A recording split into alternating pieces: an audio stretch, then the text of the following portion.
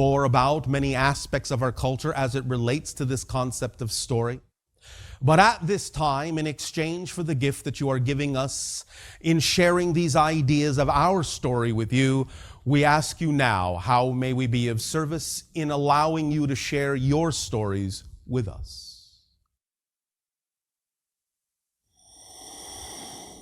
Hi, Bashar. And to you, good day. What's your story? Well, before I get into my story, I want to say thank you very much for communicating with us. And I know I speak for everyone in saying we love you. Our unconditional love to you as well, but that is not prior to your story. That's a part of your story. Touché. I have a question. I wanted to know how we can support children in helping this planet progress and evolve. As we have just discussed, this is very relevant. The idea is that more and more of what you call the education on your planet comes in the form of interactive storytelling. The more that you can dispense information that they need to be guided in life through the idea of allowing them to experience interactive stories, physically act them out, immerse them in actual interactive stories that the teachers have created, and let them live out those stories and face the challenges in those stories and actually come up with solutions to the challenges in an interactive, live way in those stories, the more they will learn. If you design the stories according to what interests them, what excites them. This is very key in terms of the idea of education and guidance for children on any planet in that sense, is that they be allowed to express what it is that excites them, what their story is, what format they need to hear the story in, so that the story can be told in a manner that they can understand, that they will resonate to. And in creating actual interactive stories that they can play out, which is why children play, by the way, then they will learn, they will problem solve, they will create solutions creatively that will allow them to incorporate all the knowledge that they need to guide them in their lives as they unfold and expand into what you call maturity or adulthood. Does that help you? It does. So what is your story relative to this? Well, right now I work with them in an educational setting, in a school, right. public school. Yes. And unfortunately, up until this time... I beg your pardon. Up until this time... Yes. The people who make the decisions have been more focused on money rather than the best interest. And so what has that got to do with your ability to tell stories in the way that you prefer to? What's your story here? Are you telling yourself that you don't have the ability to do it in the way you prefer? Are you telling yourself that story? What story are you telling of yourself? I am telling a story of myself that says I am at the mercy of those that are not compatible with my story. That's the story I'm telling myself. I would prefer to tell myself another story, but I haven't done so yet. What story would you prefer to tell yourself? I want to see the new system of education start to evolve, but I beg your pardon? it is evolving right now. You want to be the new system. Yes. Because when you say, I want to see it, there is still some definition within your storytelling that says that's one step removed from your ability to actually be the story. Right, because sometimes in the current system, one may feel restrained from being. But that's only because you're telling yourself a restraining story. Tell yourself a story of freedom and creativity, and you will not experience restraint. Mm-hmm. You will allow yourself to attract into your story the opportunities, situations, circumstances, synchronistically, that will allow you, by using your imagination, to create your own way of telling, your own way of teaching, your own way of story construction, whatever excites you. Maybe you need to start your own school. Have you thought about that? Somewhat. Well, is that not part of your story, or can you not join a school that is more in keeping with the story that you would like to be telling? It's possible. Well, then why don't you? What story are you telling yourself that prevents you from telling the story you prefer? Then I need more clarity about what that school would look like. That's why you have an imagination. Yes, I agree. Well, how are you going to teach children if you can't even teach yourself? Yes? Yes. Use your imagination to come up with what excites you and act on it to the best of your ability, knowing that you will attract what you need to allow you to fulfill that imagination. Don't put the expectation that the visualization that your physical mind has come up with must come out to fruition in exactly the way your physical mind has imagined. Use the visualization as a template, as a symbol, to create the feeling, the experience, the vibrational state of that story, of that reality, and let the higher mind bring you the elements that really need to be there to pluck the right chords in the story, so that the higher mind will bring you a story even grander than your physical mind has been capable of imagining. But use what the physical mind has been capable of imagining to simply get the ball rolling, to act as a template, to act as a symbol, to get you in the proper state of being, to allow the higher mind to deliver what needs to be delivered. Because remember, you cannot perceive what you're not the vibration of first. So get in the right vibration of being the storyteller you prefer to be, and the higher mind will tell you the story through your imagination conduit. That's what imagination is. It's the conduit of communication between your higher mind and your physical mind. And higher mind always communicates through that imaginary conduit in the form of story structure. Let it resonate within you. That's the visualization that you get. The representation of the visualization the physical mind conjures up is the representation of the story coming from the higher mind in story structure. So see the ideal story in your mind's eye. Behave like you see the version of you in that story behaving, and tell yourself that story. Make that story true for you. Make it your story. Does that make sense? Yes. Is our story coming across to your story? Yes. Is this something that you feel bold enough to do? Of course. Thus then, is there any other impediment, challenge, or obstacle you've created in your story that you use to prevent yourself from moving ahead in that story? I'll have to think about that. Why? Because it's not clear to me at this point. Does it need to be? I don't know. The answer is no. Okay. You know why? Tell me. Please. Thank you. What? Tell you a story? Yes, please. All right. Remember that we have said, and this goes part and parcel with what we have said in our last transmission last night of your time, it is important to remember all the principles at once, for that will give you understanding. So the idea is that it is important for you now in your story to remember that excitement is a self-contained kit. It is the driving engine and the organizing principle. And therefore, you don't always need to know what it is that you may need to change right now if you are willing to act on your excitement and tell yourself the story that is truly you by simply moving forward in that excitement, by simply moving forward in that story. If there is anything you need to be aware of that needs changing, any challenge that you need to be aware of, any belief that you need to be aware of that requires your attention, moving forward in the story will bring you to that story point automatically, and you will then face it when that story point comes up. So you don't need to know it now, but you will find it on your journey if you move forward in your story.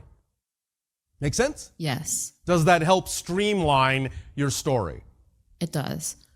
Anything else? Just one last part to my question is there anything else I or we can do to help children in a one-to-one or small group setting? You mentioned the storytelling and having them act it out and live it themselves. Create a story, have them act it out, and find out from them what excites them so that you're telling them the story or letting them change the story in a manner that applies to what excites them for their story. This requires creativity and imagination on your part and their part, and working together to create the story that inspires them asking them questions. How would you solve this? How would you imagine the consequences of this action might play out? So they will understand the nature of action and consequence and experience and choice. Let them invent the story with you. You understand? Yes. Storytelling is not just from me to you. It is a co-creation. Invent the story together, even as these ideas, these exchanges, these interactions right now, as we have said, if you will remember, are creating a new third story. Not just our story, not just your story, a new story that contains us both. We're creating a new story together. That's what we're doing in these interactions. So with your children, create a new story together of what is possible. Teach them how to apply the idea of the story in their reality. Does that help? Yes, it does. Does that answer your question? It does. Do you have a new story now? I know hesitation usually means no, but Does your story contain the idea of hesitation? at times, All right. Let that be all right. But are you willing to move forward in your story? Do you have a better idea of how to do so now that we have had this story discussion? yes, I do. Does that help you then? It does. Thank you. Thank you.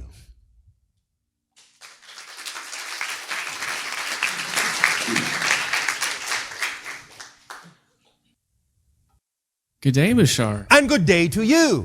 What's your story? Oh, my story. At least I know initially when I was at one of these the last event in San Francisco, I realized after the fact I had an expectation that I was going to get to, that I was going to An talk to you in expectation person. of what? That I was going to get to talk to you, ask a question in person, and then I didn't realize that until after the fact. And now coming here this time, I was like, all right, I'm just going to be here, just have fun, Yes. fly up here, just have a good time, and then Bang. yeah, what do you know? This was a wonderful surprise. Thank you for containing surprise in your story. It's one of the most important story elements. Yes, good point. Thank you. So yeah, this is a great idea using stories. I know it feels like I don't know how, but somehow it seems like this could be used to, at least for me to, in following my excitement, at least something that I would like to follow. Really? My It excitement. seems Yes. that way to you, does Yeah. it? All right. How so? Well, I mean, I know it feels like initially before I can move to do that, there's, Before you can move, you're always moving. well, at least my story right now is I've discovered some negative beliefs that All right. I kind of, I guess, forgot about or put on the back All burner. right, and they just all right. came up. But that's the challenging I part of know. the story. It's exciting. How exciting, I yes. know. And so what are they? What's one of them at least? that by following my excitement, that it seems like almost like this task that has been given. Task. Yeah. Are you using that in a negative context? No, All right. it sounds like an amazing. All right, but I asked you for one of the negative beliefs that Right, you referred negative to. beliefs that I would be wasting my time if Wasting it wasn't your really time. true. Wasting your time. Yeah, Wasting your time. you know, if I follow this excitement, and it turns out, oh well, the thing that I was excited about, Yes. this idea, that it would just be, you know, I Yes. would be going down a goose chase to nowhere, So, and so I'm afraid. you would find a goose at least. Yeah, And do you not refer to the goose that laid the golden egg in your stories? true. So the idea is that if you look at that as part of the positive experience, don't you believe you'll find the golden egg in that path as well? Because isn't the golden egg finding out something that is not you so that you more clearly know what is? Very much So it's part of your story. It's not a waste. true. Again, when you understand story structure, you would automatically know that that's part of the story and not a waste of time. You need to understand story structure. What you call red herrings and other animals that you use in your stories often provide the idea of seemingly going in a direction you don't prefer to, but wind up surprising you by giving you information you didn't expect, that you need for the rest of the story that represents the direction you do prefer. That seems to be happening. That's what's been happening to me the last couple months. Look at it as a detective story.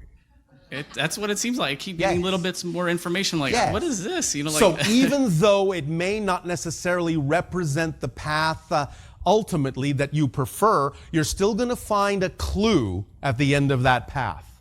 And it's going to help you down the road later on. If you use it that way, if you just think it's a waste of time, if you just label it in your story as a waste of time, you will come up empty. yeah, my heart knows it's not a waste of time.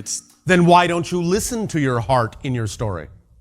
I mean, like I said, at least I've allowed it to be this negative belief of wasting time. All right, and but also, you're not doing that now, yes? You're not going to do that from this point forward, yes? I don't wish to, no. Well, then you're not going to, yes? Or if Yes. you do, it's going to be all right that you did, and you can go, oh, well, I did that again, so what? And move on, yes? Isn't that the kind of story you would prefer to have? Yes or no? It's up to you. You can Yes, say no. Very much making a positive experience out of it. Well, because you regardless. can make a positive experience out of everything, yes? That's what I would prefer. Well, then do that, yes? Yes. Is that the story you would rather tell yourself? Yeah. Then that's the story you will tell yourself, yes? Yes. I mean, there's some hesitation, but All right. That's what I prefer. All right. So you can say, I will tell myself this story, even though sometimes I may hesitate. That is the story I will tell myself, even with the hesitation. And the hesitation will only help me tell that story even more strongly, because I know that the hesitation is part of my story and not an interruption in my story. I'll use the hesitation as part of my challenge, as part of my story. Isn't that exciting? Yes. All right. Does that help you? That does. Yes. What other stories have you got? I guess with this You specific guess, one, you guess, you guess. no more guessing. With this specific, I don't know, with this task and these beliefs that I'm holding on to out of fear,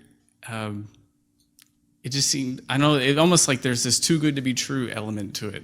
Too good to be true. Too amazing. Too amazing to be fantastic. true. Too fantastic to be true.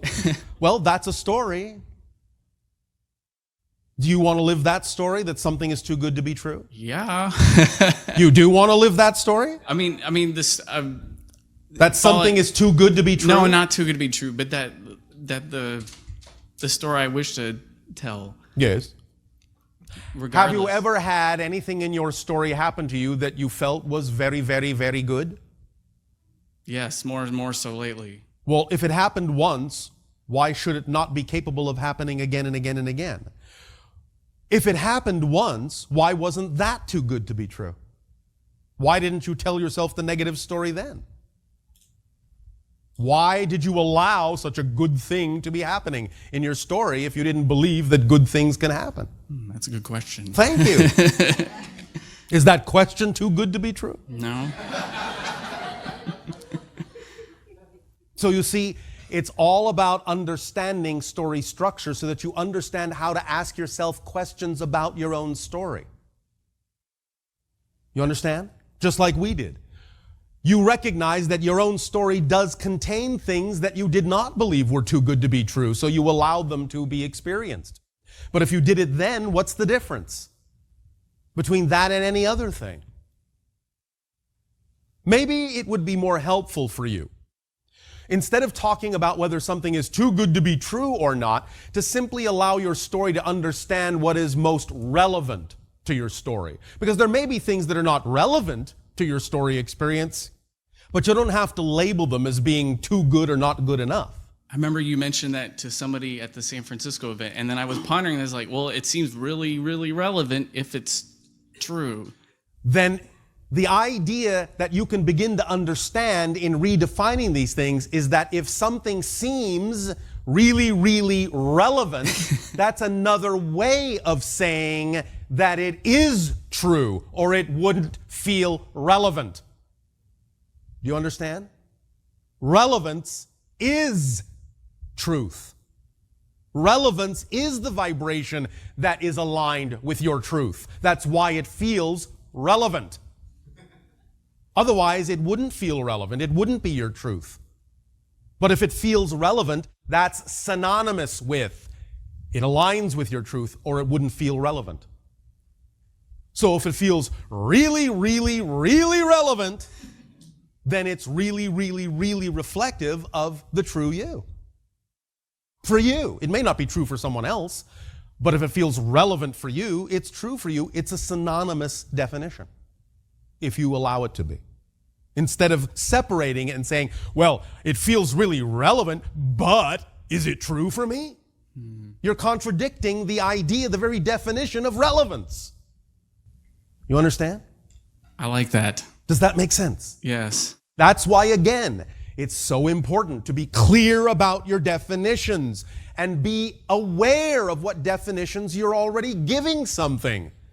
Pick it apart. Examine it in your story. Find out how you are labeling things.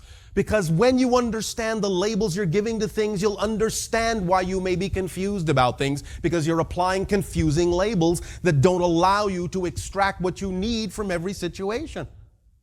As you have just given us this perfect example in your story. By supplying a different label to relevance other than the label that it represents the true you, you've created a separation, you've created a confusion. But by consolidating and integrating it back together and going, wait a minute, how can it possibly be relevant to me? How can it possibly feel relevant if it isn't true? By understanding the underlying nature of existence, which is the same thing as underlying story structure, you'll be able to see right through these illusions that you create and understand the labels that you're applying to things, and thus change them when you see that they don't work for you. Does this help? Very much. You have a different story now then? Yes. Thank you. Thank you. Oh, yes. Real quick. Oh, yes. I didn't know if you've happened to had a chat with what I call Dave by any chance lately. Define Dave. At least the consciousness I seem to be. A guide? I don't know. He just described himself as a consciousness that I've been verbally channeling, just mostly for myself. And? I don't know if you've had any chats with him lately. I'm having one right now, aren't I? Right now. Okay. Good enough. Because Dave is an aspect of your own consciousness. Yes. You understand? Yeah. So? Is there something Dave wants to tell you? Yeah. I'm not. I don't What know. does Dave want to tell you? Go follow Since my you story. brought up, since you brought up Dave, what does Dave want to tell you? What's the story Dave is telling you? The one he's been telling me. Which is? All the stuff he's been telling me to actually act on it. So, why aren't you listening to Dave? Good point. And the answer is? Why haven't you been listening to Dave? And the answer is? Oh, mainly because You don't trust Dave, do you? not totally, no. Why not? You think Dave is out to deceive you? No, he's been very loving, very helpful, bringing me amazing information, and Then why don't you trust what Dave is saying? I think because what I'd said earlier, it's too good to be true, or that I'd be wasting my time if I actually followed it. So If things were too good to be true, why would you even consider the idea or construct the idea of talking to someone named Dave? I didn't even try to do it. It just But you accepted it. yeah, Why? Wasn't that too good to be true? it's been fun. Oh, fun. It has been fun. So you'll allow it to be true if it's fun. Yes? No? What? Will you allow things to be true if they're fun? Yes or no? Yes. Well, then, Make have it fun. fun. All right. Thank you. Cool. Thank you. Appreciate Bye, Dave.